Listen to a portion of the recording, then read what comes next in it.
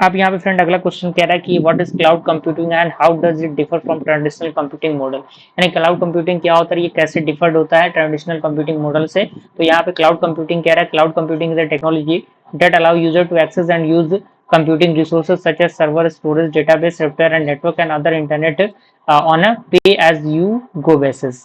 यानी जो cloud computing है एक प्रकार का टेक्नोलॉजी है जो अलाउ करता है यूजर्स को एक्सेस करने के लिए और यूज करने के लिए मल्टीपल जो कंप्यूटिंग रिसोर्सेज होते हैं, जैसे सर्वर हो गया, स्टोरेज हो गया, डेटाबेस हो गया, सॉफ्टवेयर हो गया, नेटवर्क हो गया, इंटरनेट के अकॉर्डिंग, जो कि एक पे एज यू गो बेसिस पे होता है।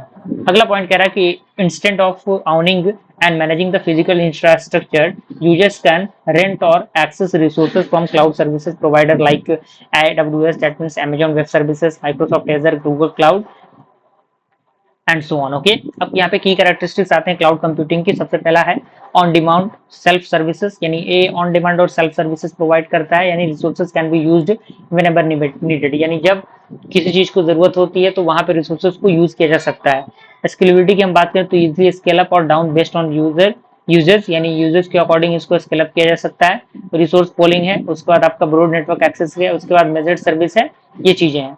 अगर हम टाइप ऑफ क्लाउड सर्विस की बात करें तो तीन प्रकार का है। पहला आपका इंफ्रास्ट्रक्चर एज ए सर्विस, दूसरा आपका प्लेटफॉर्म एज ए सर्विस, तीसरा आपका है सॉफ्टवेयर एज ए सर्विस।